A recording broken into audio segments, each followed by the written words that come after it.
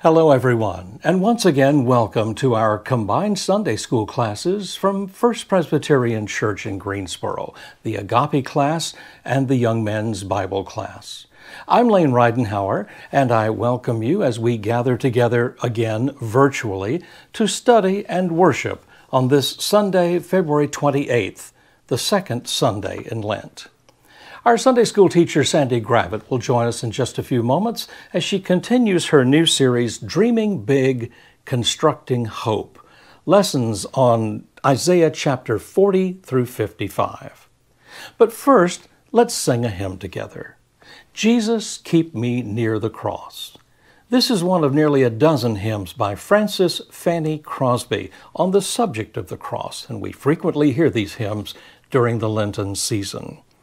Of the 8,000 plus hymns that Miss Crosby wrote, many of them were written by her sitting down and writing words and then asking a friend to add music. Sometimes, though, the reverse was true. She would receive a piece of music, listen to it, and then fit words that she thought fit the melodies and the rhythms. And that's the case in this hymn today, Jesus, Keep Me Near the Cross. The tune was written by her friend and frequent collaborator, William Doane, who gave her the tune and said, "What do you think this says?" She listened to it and she said, "I believe it says, 'Jesus, keep me near the cross.'" It was as simple as that. And then she proceeded to write the rest of the words. It's a simple hymn, but it's a very powerful hymn. It asks Christ to take us and keep us near him. As always, I'll put the words up on the screen for you and invite you to sing along with me. Jesus, keep me near the cross.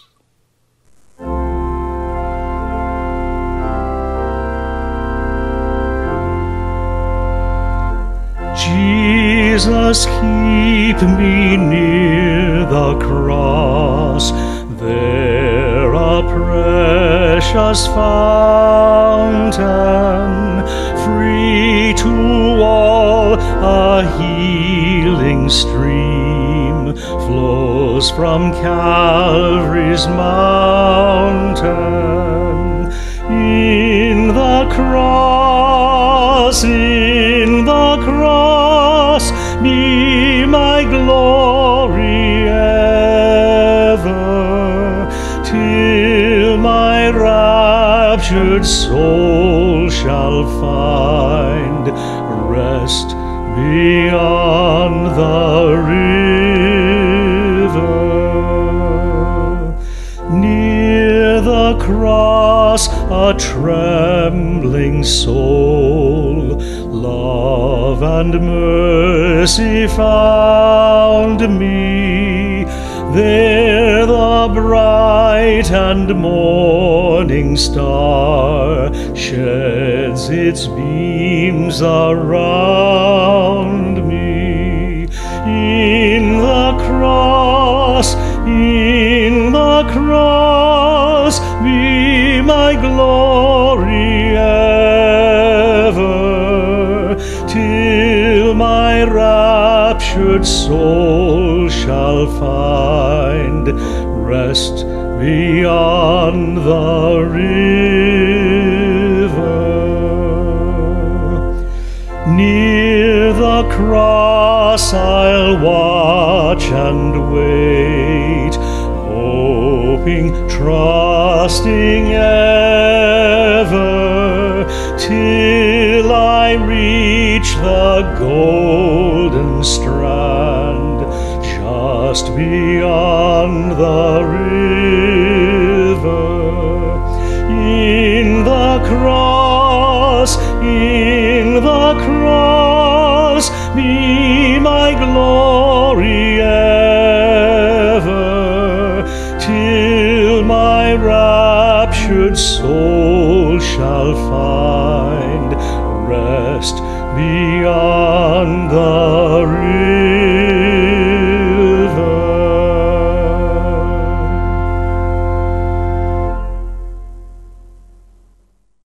One of the more challenging texts in Isaiah chapters 40 to 55 is Isaiah chapter 45, verses 1 to 7. Over the course of history, lots of ink has been spilled about this passage. And if you are a reader about contemporary America and evangelical politics, this text has been in play considerably over the last 3 to 4 years. If you want to know more about that aspect, I'll give you a few links at the end. It is not my aim to talk about that today. What I want to do is start with Isaiah chapter 45 itself, which appears on the surface to be about the relationship of God to a specific political ruler. There is not, however, here straight reporting, as in other biblical passages, about what thus and such a ruler actually did. Nor is there the conjuring up of a leader by a title like Pharaoh, without any historical specifics to help us locate this text in time. Nor is there a transhistorical evocation of a historical person's name like Nebuchadnezzar in the book of Daniel, designed to help people pull up a cultural memory about the qualities that that leader had and about the emotion of a given time. Rather, in Isaiah chapter 45, what we are dealing with is a passage about who God is and what that means in the course of our personal and our corporate history. To make sense of these words, I want to begin with a literal translation of the passage. Thus says the Lord to God's anointed, to Cyrus, whose right hand I have strengthened, to beat down before him nations, and the loins of kings I have ungirded, to open before him doors, and gates will not be shut. Before you I will go, and the honored places I will make level. The gates of bronze I will break, and the bars of iron I will cut. And I will give to you the stores of darkness and treasures of secret places, that you may know that I, Yahweh, the one calling you with your name, am the God of Israel. For the sake of my servant Jacob and Israel my chosen, I have called you by your name. I have titled you, though you do not know me. I am Yahweh, there is no other. Except me there is no God. I will gird you, though you do not know me, in order that they might know, from the rising of the sun to its setting, that there is none except me. I am Yahweh, and there is no other, forming light and creating darkness, making wholeness and creating calamity. I, Yahweh, am making all of these. There is a clear acknowledgement in these verses that Cyrus the Great is the preeminent politician on the scene. He has been winning the military and political day without much of a challenge. But there is something startling, I would go so far as to say deliberately startling, in these verses as well. It is the application of the word Mashiach, which means anointed one, to Cyrus. Why is that startling? Well, this word appears only 39 times in the Hebrew Bible. I went through and looked at every case this week. There are 4 references in Leviticus to the anointed priest, the high priest, 3 of them in a single passage in chapter 4. And maybe, just maybe, the reference could also be to a priest in Psalm 84. There are 18 uses of the words in the book of Samuel, and they all make reference to kings like Saul, David, and others. At least 9 of the 10 Psalms in which this word appears reference the Davidic king or line, as does the sole occurrence in Lamentations chapter 4 and the 2 in Chronicles. Only maybe once in the book of Habakkuk, and that is really iffy, and twice in the book of Daniel might this figure be something more like what we consider in terms of a messianic figure. But even then, it is a tough call to make that case. In short, the term everywhere in the Bible including this time in Isaiah, there are largely references to the king, invoking the idea that there is a leader who has God's authorization via an anointing. Moreover, if you go back one chapter to Isaiah 44, you get an oracle about the rebuilding of Jerusalem and the reconstruction of Judah's city that ends with these words. The one, this would be God, saying of Cyrus, my shepherd and all of my delight. And he will bring wholeness, saying to Jerusalem, you shall be built, and to the temple, you shall be established. My shepherd is also language that often has to do with one providing appropriate political and or religious leadership. And in this case, the leadership is aiming towards a result, reconstruction. And there are other passages in Isaiah 40 to 55 where Cyrus is described even if he is not named. And I have given you those references on the screen. Again, the purpose behind this language is also explicitly stated. Look at chapter 45, verse 13. I have aroused him in righteousness, and I will make all his paths straight. He shall build my city and set my exiles free, not for price or reward, says the Lord of hosts. Simple enough, right? Cyrus is acting in the service of God. So why am I saying that it's startling? After all, this kind of language would stand in a tradition of other prophets, like, say, Jeremiah from just a generation before, who said in chapter 27, also in chapter 25, of Nebuchadnezzar the following. Thus says the Lord of hosts, the God of Israel, this is what you shall say to your masters. It is I who by my great power and my outstretched arm have made the earth with the people and animals that are on the earth, and I give it to whomever I please. Now I have given all these lands into the hand of King Nebuchadnezzar of Babylon, my servant, and I have given him even the wild animals of the field to serve him. Nebuchadnezzar, my servant, and one whose service includes decimating the people of God and their land. What are these prophets doing talking about foreign leaders in this way? Why do we see this language? Biblical scholars ask all kinds of questions about these passages. Is the prophet here and others before him trying to advance the idea that their God chooses or selects leaders, even foreign ones, for specific divine purposes? And if so, to what end? Is it pushing toward a non-nationalistic, more universal theological framework? And if so, could such a notion realistically convince anyone that there is some sort of larger divine control that would justify the people's continued allegiance when they have been politically defeated and theologically demoralized? But biblical scholars can also dig deeper.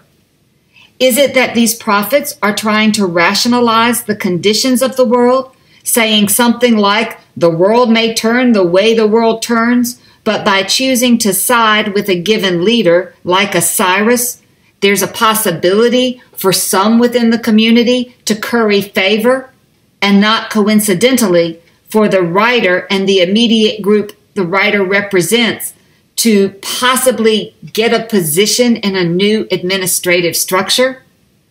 Or is it possible that these leaders are doing the bidding of Cyrus to get support in another kind of quid pro quo that will give them some of what they want, a temple, in exchange for what Cyrus wants, a more docile population?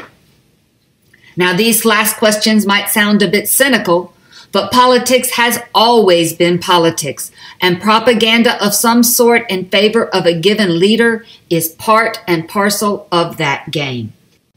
There's really no doubt that this writer is pushing a Cyrus agenda, and one that is not unlike what we can read happening in Babylon and happening in Egypt at the same time historically. And while those connections are interesting ones, I am more intrigued today by a theological tension that is emerging in these texts as we've been studying them. We looked last week at the idea of the suffering servant for the first time, and how that servant, namely the people of Israel, could still be, in their weakness, a light to the nations. That suffering feels far removed from the more triumphal tone you get here, and this powerful picture of a God who bestows favor and empowers imperial rule. That distance is jarring and worthy of exploration, because for me, it rests in the theological challenges that are present in the Christian tradition as well. Among them, how do we think about God, the creator of the universe, born an infant, or God, the creator of the universe, being an itinerant healer and teacher, or God, the creator of the universe, hanging on a cross? But I want to stay focused on this text. If indeed God is able to move rulers and nations like pawns on a chessboard, if this God can claim to have anointed conquerors who do not know and do not acknowledge this God to nonetheless do this God's bidding and do it in a way that seems to serve the ends of that leader, if this God is still said to be working for the sake of this people Israel, then why is Israel in the position of a suffering servant? The crux of this passage, and the one that helps us think through those questions, is verses 6 and 7. Here's a reminder of what those two verses say. It's in order that they might know, from the rising of the sun to its setting, that there is none except me. I am Yahweh, and there is no other, forming light and creating darkness, making wholeness and creating calamity. I, Yahweh, am making all of these. Let's look at these verses closely, and I want to call attention to 6 different points. Number 1, in order that they might know. Who is they? Well, the next line tells us it is for all the people in this world, from where the sun rises to where the sun sets. They are the ones who are to come to know this God. I point out this audience because it underscores for us again that this God is looking to speak on a universal stage. But given the clear acknowledgement that Cyrus himself will not recognize, much less credit this God, we are also going to have to figure out what the conduit of this recognition of God might look like. It is not, as in the book of Exodus, something that is a clear display of power on behalf of the people in the name of God. I will give you just one verse as an example, although you can easily multiply the number of verses that say something like this. When Pharaoh does not listen to you, I will lay my hand upon Egypt and bring my people, the Israelites, company by company, out of the land of Egypt by great acts of judgment. The Egyptians shall know that I am the Lord when I stretch out my hand against Egypt and bring the Israelites out from among them. Lacking such a dramatic display, we have to ask how God is being made known. It is a central question. There's another thing that this passage is pointing us to that will push us further along the road. It is, I am Yahweh. This also takes us directly back to Exodus and the meaning of the divine name itself. There is a clue pointing us to some possible ways of thinking through our questions in this declaration. When the people were in bondage in Egypt, and God was commissioning Moses at the burning bush to to go and deliver them. Remember the conversation? Moses, an outcast to the group in Egypt, was reluctant to go and do what God was asking, and wanted not just to be able to say to the people that the God of their ancestors had sent him, but to give them a name. And so when Moses asks for God's name, God famously replies, "I am who I am." We are accustomed to thinking about "I am" as a positive, assertive statement. It is declarative. It is essentialist. That is, we use such language to make qualities and attributes and functions known. In the Bible, it is so as well. I am a rock. I am a mighty fortress. I am the God of Israel who brought you up out of the land of Egypt. But what if we turned that thought on its ear and considered the other side of I am? It is in many ways also a mystery and an invitation into a dark unknown. Meister Eckhart, the German theologian, said this: "You should love God as God is, a not God, not mind, not person, not image. Even more, as God is a pure, clear one, separate from all two-ness. And we should sink eternally from something to nothing into this one." Now that's an idea that could twist you in knots for a while. But here is some of it. When God replies to Moses that God is isness, there is a push to let go of any idea of who or what God might be. There's a push not to quantify or qualify this God. Yes, it's a void, but it's not a void that is necessary for us to fill. It is rather asking us to accept that there is a mysterious interconnectedness of all things in the divine, and how that will unfold in any one time or place can never be fully known. But it's not done yet. Number 3, there is no other. There is nothing else. What we have is what is, and what we have is a deep and brooding mystery that expresses itself in various forms and ways throughout all of the creation, across all time and in all space. There is nothing outside of that God. This is pushing a big envelope for the people of that time, who often thought about the divine realm in terms of its connection to specific locales. But we're heading somewhere else altogether now.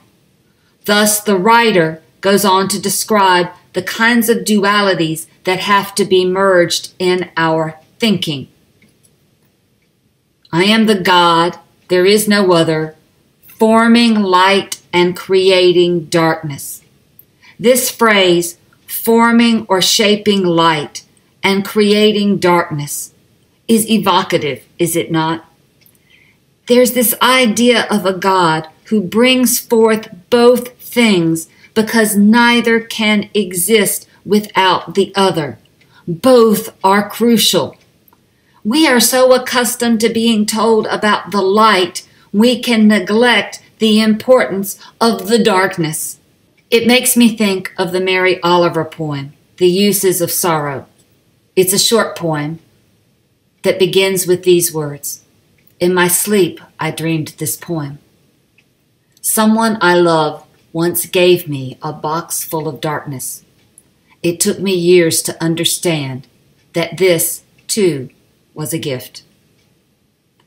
We are, as people, darkness resistors, and yet darkness is always there. It could be dark catastrophe on a national level. This week we mourned 500,000 people dead in the United States in less than a year, dead of a disease we had scarcely heard of a year ago at this time. We had no clue how COVID would upend our lives. We have all likely spent a good deal of time in that darkness since March 2020. But our darknesses can be so much more. Maybe they are the loss of a longtime partner, or a child, or a friend, or for some of us, losses upon losses. It could be the loss of our health. It could be the darkness of our anxiety, of our depression, or of our rage. What are we to do with all of our darknesses? The psychoanalyst Carl Jung talked about our need not to run from it, but to embrace it. He said, "How can I be substantial if I do not cast a shadow?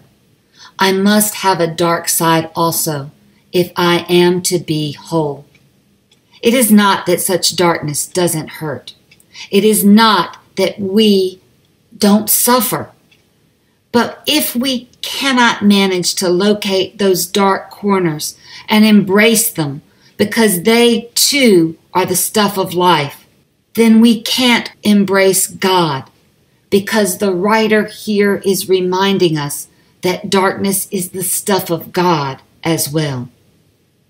Indeed, we find, number 5, the prophet reminding us that this God is also making wholeness and creating calamity.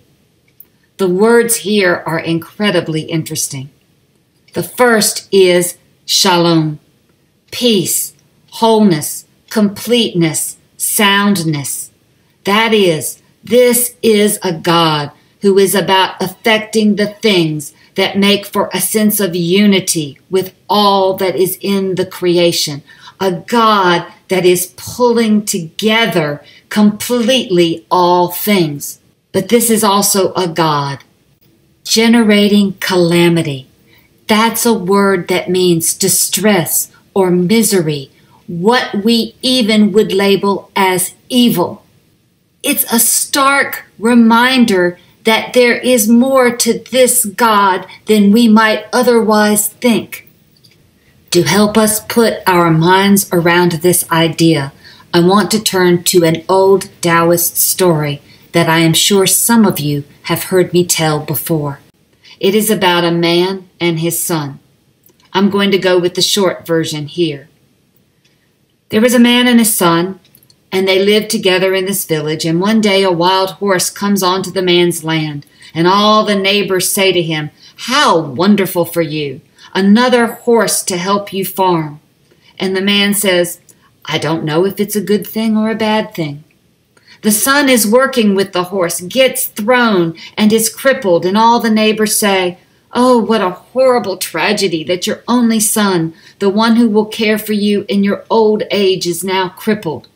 And the man says, "I don't know if it's a good thing or a bad thing." And then there's a war, and all the sons in the village have to go off and fight, except for this man's son. Every boy is killed. And the neighbors tell the old man, "How fortunate for you that you still have your son." And the man says, "I don't know if it's a good thing or a bad thing." The examples could keep going on, but the point is that when we attach labels to what we experience, we quantify it in a particular way. But like Mary Oliver's box of darkness, those labels are a matter of perspective. The darkness is also a gift. A different way of thinking would be to recognize that it is all, in some way, a part of life, and thus also, in some way, a part of God. And thus we get number 6. I, Yahweh, am, and I've changed the word here from making to yielding or accomplishing all of these. The verb here is still making or doing, but it can slide a little bit translationally, and I think that that slide is useful. The fundamental claim is that at the core of all that is, we find this God. And it is a God who is not necessarily moving world leaders this way or that. But as those leaders do the things they do, as history unfolds, there is still God at the core, because God is in all and through all. And as the people of Israel experience the impact of what those leaders do, in what is horror or tragedy, in what is hope or what seems like promise, there God is as well. But we are still left with the question of how this God is making this God's self known. It is not solely in the exploits of Osiris, who has no real clue about who this God is. It is not even in the rebuilding of the city or its temple. It is not in these things that God will be known from the rising of the sun to the place where it sets. Instead, we begin to see the seed of something else happening here, a different view of God being made manifest in the complexities of a history where we are not always, indeed where we cannot always be winners. Because rulers will, we know, come and go. And while we might embrace some of them and resist others, it is not in the politics of any one day or any one era that we find God. It is instead in less obvious places. It is in our embracing and in our enacting the I am who I am, where we come to know the fullness of who God is, both personally and corporately. It is where we come to understand that the name designates a God who is not seen in an eternally fixed form, but in a form that is moving and evolving, that is dynamic, and that God's eternity is not found so much in the high places of this world as in the low. Among Christians, it's the groundwork for our fundamental theological theme, how we will come to talk about the cross. And I will let John Sobrino, the priest and theologian, speak here because he does it so eloquently. He says, the cross does not offer us any explanatory model that would make us understand what salvation is and how it itself might be salvation. Instead, it invites us to participate in a process within which we can actually experience history as salvation. Part of that process that Sobrino is pointing towards is sinking into places of God forsakenness in order to know them fully and to recognize that God is still there. Then, by finding that union with the divine, we are not to rest, but rather to become exemplars for others seeking to find their way through vulnerability and pain and loss and agony with our compassion and love, seeing our journeys as connected, seeing the whole of the created order as connected, finding the I am who I am in all that is in any given historical moment. In this passage, we stand on a precipice, a monumental shift in thinking that is beginning to take hold theologically. It is going to end up being nothing short of a redefinition of the sovereignty of God. We're not quite there yet, but it is something to chew on, that tension that is unfolding between old ways of thinking about God and new experiences of God as we continue on our Lenten journey, always open to how God is presenting God's self to us in new and in profound ways. Thank you for your attention, and if you hang on, I will throw up those links that I promised you about the larger context of this passage in the political life of our country. And I will return next week with more on Isaiah 40 to 55.